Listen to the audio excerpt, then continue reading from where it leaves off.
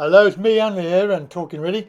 And just a quick update on the video I did the other day regarding the Motability Foundation Grant, and the fact that, as you know from the video, they refused to offer me anything other than an EV and a car that I tried that I couldn't get into.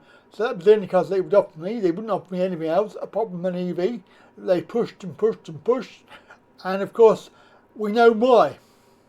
Well, if you don't know why, then you will not understand that when I say it's government policy that manufacturers and car sellers are being penalised if they do not sell.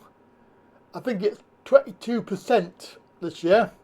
And that is set to increase over the years up until 2030, 2040, when it will be more like 80% of vehicles sold will be EV. Now, obviously, Motability are a big buyer of vehicles. They are like a fleet buyer, and they are one of the biggest in the country. So they have been told they must buy EVs to make up the numbers. The numbers are inflated because it's not a real sort of value of how many EVs are sold, because these are sold basically to push up numbers. Now, Motability are offering EVs for this reason, and who else are going to buy them? Oh, disabled people who maybe don't want them, but they have no choice, right? So this is exactly what's happened to me. They will not, even though they reckon it's based on my needs, the only vehicle that they were offering me is an EV.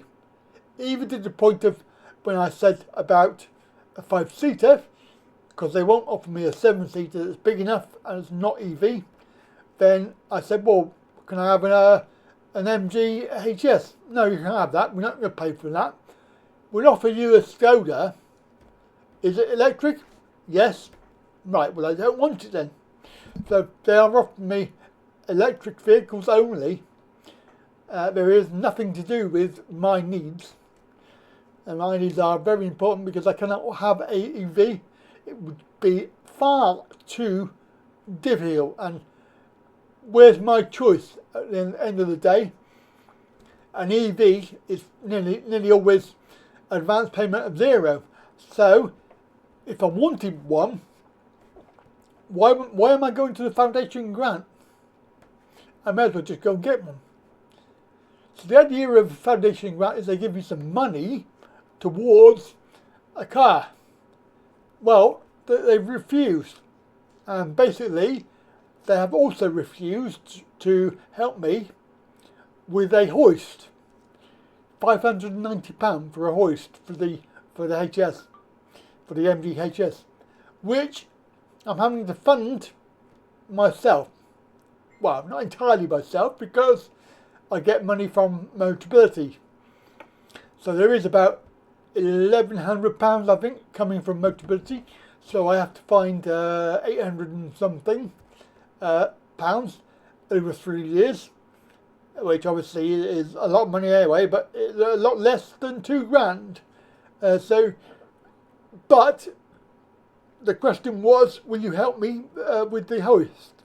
And the answer was no. The reason, apparently, is that they take the whole car into consideration and any adaptations it needs. So quite clearly, because I'm choosing to have a petrol car of my choice, they're not going to help me. Because that would not be good, because it would be for my needs.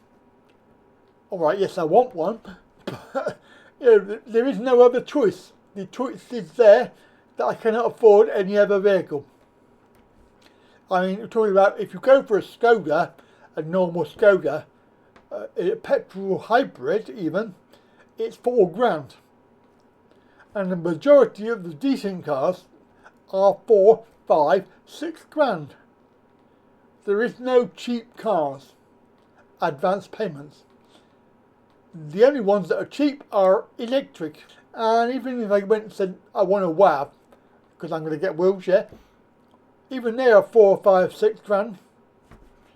And I'm pretty certain they will not fund it, unless of course it's an EV. So there is an agenda, and Motability Foundation Grants are working to the agenda. It has absolutely nothing to do with my needs. If it was, then they would pay £590, and that's all I'm asking, and I'm funding the rest of it. And then when they say, oh no, we don't fund it, they're lying, because they did. This previous car here, I had to have the hoist changed.